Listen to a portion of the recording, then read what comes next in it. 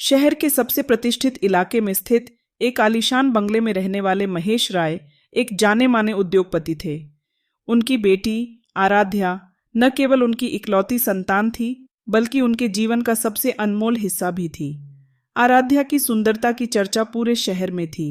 उसकी बड़ी बड़ी काली आंखें, रेशमी बाल और चमकती हुई गोरी त्वचा हर किसी का ध्यान खींच लेती थीं। वह इतनी खूबसूरत थी कि उसे देखकर ऐसा लगता था जैसे कोई देवी स्वर्ग से उतर आई हो। लेकिन उसकी खूबसूरती के साथ साथ उसका स्वभाव भी उतना ही सरल और दिल को छू लेने वाला था। आराध्या पढ़ाई में भी अव्वल थी। वह शहर के सबसे अच्छे कॉलेज में फाइन आर्ट्स की पढ़ाई कर रही थी। अपनी सुंदरता और अमीर परिवार से होने के बावजूद वह हमेशा जमीन से जुड़ी रहती थी। लोग अक्सर उसे देखकर कहते, इतनी सुंदर और अमीर लड़की के अंदर इतनी विनम्रता कैसे हो सकती है। पर आराध्या के लिए ये सब बातें मायने नहीं रखती थीं। उसे अपने पिता के सिद्धांतों पर विश्वास था, जो हमेशा उसे सिखाते थे कि इंसान की असली खूबसूरती उसके दिल में होती है।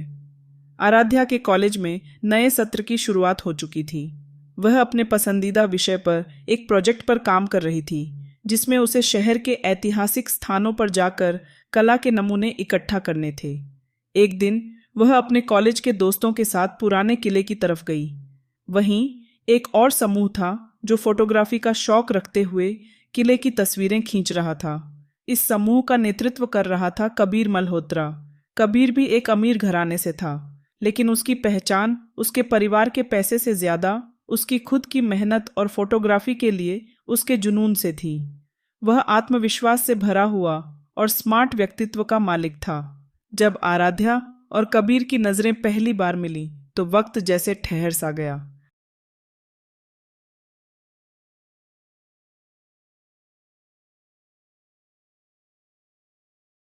आराध्या को लगा जैसे उसकी जिंदगी में कोई नई कहानी शुरू होने जा रही है। कबीर को आराध्या की खूबसूरती ने पहली ही नज़र में प्रभावित कर दिया। कबीर ने कैमरा संभालते हुए कहा, मुझे लगता है मैं इस किले की सबसे खूबसूरत तस्वीर मिस कर रहा हूँ। आराध्या ने चौंक कर उसकी तरफ देखा और मुस्कुराई। क्या आप मुझसे बात कर रहे हैं? बिल्कुल, कबीर ने जवाब दिया। इस किले की दीवारें जितनी पुरानी और खूबसूरत हैं, उतनी ही अद्भुत आपकी मुस्कान है। आराध्या थोड़ी झेंप गई, लेकिन उसने सहज होकर जवाब दिया, आपकी फोटोग्राफी के लिए तारीफ जरूर है, लेकिन आपकी बातें कुछ ज्यादा ही फिल्मी लगती हैं।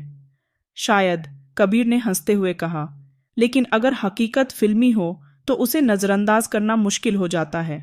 यह बातचीत दोनों के बीच का पहला पुल बना। दोनों ने एक दूसरे के बारे में ज्यादा जानने के लिए बातों का सिलसिला जारी रखा।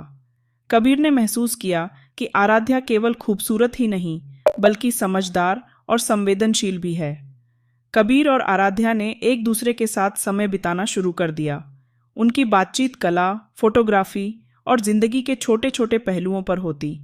दोनों के शौक अलग थे, लेकिन उनकी सोच में एक अजीब सी समानता थी। एक दिन कबीर ने आराध्या को एक फोटोग्राफी एग्जीबिशन में बुलाया, जहां उसने अपनी खींची हुई तस्वीरें प्रदर्शित की थीं। आराध्या को कबीर की तस्वीरों में उसकी गहराई और ईमानदारी नजर आई। उसने कबीर से कहा, तुम्हारी तस्वीरें केवल दृश्य नहीं दिखाती, वे कहानियां बयां करती हैं। कबीर ने मुस्कुराते हुए कहा, और तुम्हारी आंखें, वे भी कहानियां बयां करती हैं, जिन्हें शायद मैं तस्वीरों में कैद नहीं कर सकता। धीरे धीरे दोनों के बीच की दोस्ती गहरी होती गई। उनके मिलने जुलने का सिलसिला बढ़ने लगा। आराध्या को महसूस होने लगा कि कबीर सिर्फ उसकी खूबसूरती की तारीफ करने वाला लड़का नहीं है, बल्कि उसकी हर बात को समझने वाला और उसकी फिक्र करने वाला इंसान है। एक दिन कबीर ने आराध्या को एक शांत झील के किनारे बुलाया। यह जगह उसकी फोटोग्राफी के लिए पसंदीदा थी। वहां उसने आराध्या के लिए एक सरप्राइज तैयार किया था। कबीर ने अपनी तस्वीरों की एक छोटी सी किताब बनाई थी, जिसमें उसने आराध्या के साथ बिताए हर खास पल को कैद किया था। जब आराध्या ने वह किताब देखी तो उसकी आंखें नम हो गईं। उसने कबीर से कहा, तुम्हारे साथ हर पल मेरी जिंदगी को एक नई खूबसूरती देता है। तुमने मेरे दिल में एक खास जगह बना ली है। कबीर ने उसकी ओर देखते हुए कहा, और तुमने मेरी जिंदगी को एक नई कहानी दी है, जिसे मैं हर दिन लिखना चाहता हूँ। कबीर और आराध्या का प्यार अब तक उनकी छोटी सी दुनिया तक सीमित था। उनके मिलने जुलने और हंसी खुशी भरे पल उनकी जिंदगी का हिस्सा बन चुके थे। लेकिन प्यार की यह कहानी अधिक समय तक छुपी नहीं रह सकती थी। धीरे धीरे कॉलेज के दोस्तों और जान पहचान वालों के बीच उनके रिश्ते की चर्चा होने लगी। उनकी नज़दीकियां लोगों के लिए गपशप का विषय बन गईं। आराध्या के परिवार में अनुशासन और प्रतिष्ठा सबसे ऊपर मानी जाती थी। उसके पिता महेश राय समाज में अपनी छवि को लेकर बहुत गंभीर थे। एक दिन आराध्या की चचेरी बहन ने उसे कबीर के साथ झील के किनारे देखा। उसने यह बात घर आकर अपनी माँ को बताई और यह खबर धीरे धीरे पूरे परिवार में फैल गई। महेश राय को जैसे ही इस बात का पता चला, उनका गुस्सा 7वें आसमान पर पहुंच गया। उन्होंने तुरंत आराध्या को अपने कमरे में बुलाया। यह क्या सुन रहा हूं मैं? महेश राय की आवाज गूंज रही थी। तुम कबीर मल्होत्रा नाम के किसी लड़के के साथ घूम रही हो? आराध्या सहम गई, लेकिन उसने खुद को संभालते हुए जवाब दिया, पापा, कबीर एक अच्छा इंसान है, वह मेरा दोस्त है। दोस्त? महेश राय ने कड़े स्वर में कहा। तुम्हें पता भी है कि हमारी इज्जत पर क्या असर पड़ेगा अगर लोग इस रिश्ते के बारे में जान गए? तुम एक राय परिवार की बेटी हो, तुम्हारा हर कदम हमारी छवि को प्रभावित करता है। आराध्या ने अपनी बात रखने की कोशिश की। पापा, कबीर सिर्फ पैसे या नाम के लिए मेरा दोस्त नहीं है, वह मुझसे सच्चा प्यार करता है।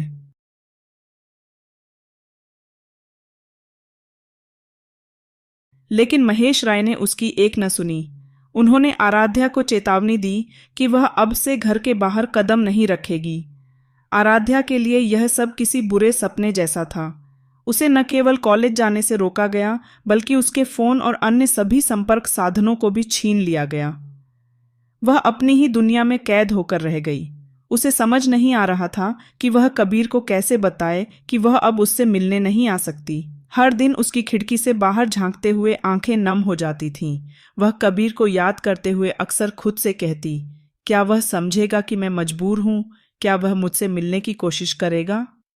दूसरी ओर कबीर के लिए आराध्या का अचानक गायब हो जाना असहनीय हो गया था। वह हर रोज उसके कॉलेज के बाहर उसका इंतजार करता, लेकिन आराध्या कभी नहीं आई। उसने आराध्या के दोस्तों से पूछा, लेकिन कोई कुछ नहीं बता पाया। कबीर के मन में कई सवाल उठने लगे। क्या वह मुझसे नाराज है, या क्या उसके घरवालों ने उसे मुझसे मिलने से रोक दिया है? उसने आराध्या के घर के बाहर भी जाकर देखा, लेकिन वहां के सुरक्षा गार्ड ने उसे अंदर जाने से मना कर दिया। कबीर ने आराध्या से संपर्क करने की हर संभव कोशिश की, लेकिन न तो उसका फोन लग रहा था और न ही कोई संदेश पहुंच रहा था। वह हर दिन बेचैन होकर आराध्या को ढूंढने निकलता। एक रात कबीर झील के किनारे अकेला बैठा था। यही वह जगह थी जहां वे दोनों पहली बार मिले थे। उसे यहाँ के हर कोने में आराध्या की मुस्कान दिखाई देती थी। उसने आसमान की तरफ देखते हुए कहा, अगर यह प्यार सच्चा है तो भगवान मुझे उसका रास्ता दिखाएंगे। मैं उसे ऐसे नहीं छोड़ सकता। उस रात कबीर ने एक फैसला किया। वह आराध्या से मिलने का कोई न कोई तरीका ढूंढेगा। अगले दिन कबीर ने अपने एक दोस्त से मदद मांगी जो आराध्या के कॉलेज में पढ़ता था। उसने कबीर को बताया कि आराध्या अब कॉलेज नहीं आ रही और शायद उसके घर वालों ने उसे घर पर बंद कर दिया है। यह सुनकर कबीर का दिल बैठ गया, लेकिन उसने हार मानने से इनकार कर दिया। उसने कहा, अगर वह घर में कैद है तो मैं किसी भी तरह उससे बात करने की कोशिश करूंगा। कबीर ने एक खत लिखा, आराध्या, मुझे नहीं पता कि तुम्हें मुझसे मिलने से किसने रोका है, लेकिन मैं जानता हूं कि हमारा प्यार सच्चा है। मैं तुम्हारे बिना अधूरा हूं। अगर तुम भी मुझसे उतना ही प्यार करती हो तो किसी न किसी तरह मुझे एक संकेत दो।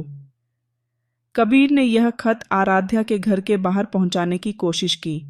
उसने सोचा कि वह किसी नौकर के जरिए यह खत आराध्या तक पहुंचा सकता है। आराध्या के लिए यह समय किसी सजा से कम नहीं था। वह हर दिन कबीर के बारे में सोचती और रोती। उसे डर था कि कहीं कबीर उसे गलत न समझ ले। एक दिन जब वह अपनी खिड़की के पास बैठी थी, उसने घर के बाहर कबीर की झलक देखी। उसका दिल जोर से धड़कने लगा। वह चाहकर भी उससे बात नहीं कर सकती थी, लेकिन उसने महसूस किया कि कबीर उसे ढूंढ रहा है। उस रात आराध्या ने भी एक फैसला किया। वह किसी भी तरह कबीर से संपर्क करने की कोशिश करेगी। आराध्या और कबीर दोनों के लिए यह समय बेहद कठिन था। उनके दिल तो एक दूसरे के लिए धड़कते थे, लेकिन परिस्थितियों ने उन्हें अलग कर दिया था। आराध्या अपने कमरे की खिड़की से बाहर देखती रहती, उम्मीद करती कि कबीर किसी तरह उससे संपर्क करेगा। वहीं कबीर हर रोज आराध्या के घर के बाहर एक झलक पाने की कोशिश करता, लेकिन हर बार असफल रहता। एक दिन आराध्या ने अपने मन में ठान लिया कि वह किसी भी तरह कबीर को संदेश भेजेगी। उसने अपने कमरे में रखे एक डायरी के पन्ने पर एक चिट्ठी लिखी। कबीर, मुझे पता है कि तुम मुझे ढूंढ रहे हो। मैं भी तुमसे मिलने को बेताब हूँ, लेकिन मेरे घर वालों ने मुझे कैद कर दिया है। मैं तुम्हें यह बताना चाहती हूँ कि मेरा प्यार सच्चा है और मैं किसी भी हालत में तुम्हें छोड़ने वाली नहीं हूँ। कृपया इंतजार करो। आराध्या ने यह चिट्ठी अपनी नौकरानी कमला के हाथ में दी, जो बचपन से उसके साथ थी और उस पर भरोसा करती थी। उसने कमला से कहा, यह चिट्ठी कबीर तक पहुंचा दो। उसे कहना कि मैं मजबूर हूं, लेकिन मैं उसे भूल नहीं सकती। कमला ने उसकी बात मान ली और चुपचाप कबीर के घर जाकर चिट्ठी उसके हाथ में दे दी। चिट्ठी पढ़ते ही कबीर की आंखों में आंसू आ गए। उसे यह समझ आ गया कि आराध्या उस पर अब भी उतना ही विश्वास करती है। उसने खुद से वादा किया, मैं आराध्या को इस हाल में नहीं छोड़ सकता। मैं उसके परिवार से सामना करूंगा। लेकिन कबीर जानता था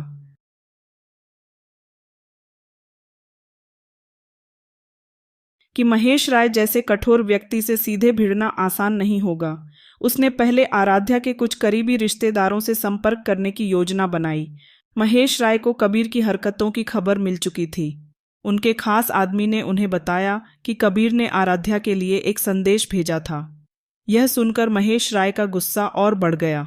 उन्होंने अपने घर की सुरक्षा और बढ़ा दी और कमला को सख्त चेतावनी दी कि वह आराध्या की किसी भी बात को बाहर न ले जाए। महेश राय ने सोचा कि कबीर को सबक सिखाना जरूरी है। उन्होंने अपने प्रभाव का इस्तेमाल करके कबीर के पिता के बिजनेस पर दबाव डालने की योजना बनाई। कबीर ने आराध्या को बचाने के लिए एक नया तरीका सोचा। उसने अपने दोस्त रघु की मदद ली। रघु का परिवार महेश राय के घर के पास ही रहता था।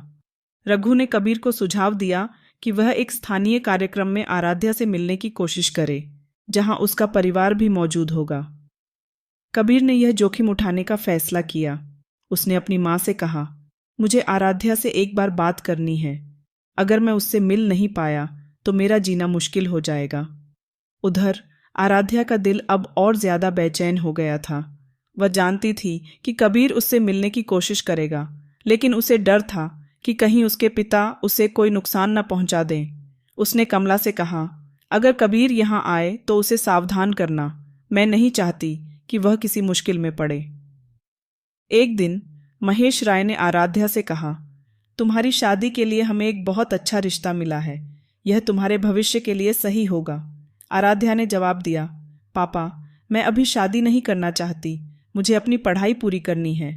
लेकिन महेश राय ने उसकी बात को अनसुना कर दिया। उन्होंने तय कर लिया कि वह आराध्या को कबीर से अलग करने के लिए उसकी शादी जल्दी से जल्दी कर देंगे। डायके आराध्या और कबीर की प्रेम कहानी अब उस मुकाम पर पहुंच चुकी थी जहां मुश्किलें हर कदम पर खड़ी थीं। महेश राय ने आराध्या की शादी कहीं और तय करने का ठान लिया था और कबीर हर हाल में आराध्या को अपनी जिंदगी का हिस्सा बनाना चाहता था। अपने पिता की सख्ती और शादी के फैसले से परेशान होकर आराध्या ने खुद को और मजबूत बना लिया। उसने अपने दिल में ठान लिया कि वह अपने प्यार के लिए लड़ेगी। रात के सन्नाटे में आराध्या ने अपनी नौकरानी कमला को भरोसे में लिया। उसने कहा, कमला, तुमने मेरी अब तक बहुत मदद की है। मैं तुमसे एक आखिरी गुजारिश करती हूँ। मुझे कबीर तक पहुँचने का रास्ता दिखाओ। मैं उससे शादी करना चाहती हूँ। कमला ने उसे सुझाव दिया, आराध्या, आज रात तुम्हारे पिता शहर के बाहर जा रहे हैं। यह सबसे अच्छा मौका है। मैं तुम्हें घर से बाहर निकाल दूंगी। दूसरी ओर कबीर ने भी ठान लिया था कि वह आराध्या को किसी भी कीमत पर अपनाएगा। उसने अपने दोस्तों की मदद से मंदिर में शादी करने की तैयारी शुरू कर दी। कबीर ने अपने माता पिता को भी अपने फैसले के बारे में बताया। उसकी माँ ने कहा, बेटा, अगर तुम्हारा प्यार सच्चा है तो हम तुम्हारे साथ हैं, लेकिन यह कदम सोच समझकर उठाना। उस रात जब पूरा राय परिवार सो रहा था, कमला ने आराध्या को घर से बाहर निकाला। आराध्या ने अपने जरूरी सामान के साथ एक बैग लिया और कबीर के बताए हुए स्थान की ओर निकल पड़ी।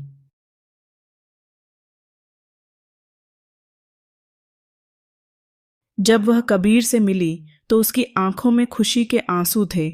उसने कहा, मैंने अपने परिवार के खिलाफ जाकर यह फैसला लिया है। अब तुम्हें मुझे कभी अकेला नहीं छोड़ना होगा। कबीर ने उसका हाथ थामते हुए कहा, अब हम हमेशा के लिए एक दूसरे के हो गए हैं, कोई हमें अलग नहीं कर सकता। दोनों ने अपने दोस्तों और कबीर के परिवार की मौजूदगी में मंदिर में शादी कर ली। कबीर ने आराध्या की मांग में सिंदूर भरते हुए कहा, यह रिश्ता हमारे प्यार की जीत है, अब मैं हमेशा तुम्हारा साथ दूंगा। आराध्या ने भी उसकी ओर देखते हुए कहा, मैंने अपनी पूरी जिंदगी तुम्हें सौंप दी है, हमारा यह बंधन कभी नहीं टूटेगा। शादी के बाद जब महेश राय को इस बात का पता चला तो उनका गुस्सा फूट पड़ा। उन्होंने इसे अपने परिवार की प्रतिष्ठा पर एक बड़ा धब्बा माना। उन्होंने तुरंत कबीर और उसके परिवार को धमकी दी, लेकिन कबीर ने महेश राय का सामना करते हुए कहा, हमने कुछ गलत नहीं किया है, हमारा प्यार सच्चा था और हमने समाज की परवाह किए बिना शादी की है। अगर आप अपनी बेटी की खुशी चाहते हैं तो इस रिश्ते को स्वीकार कर लीजिए।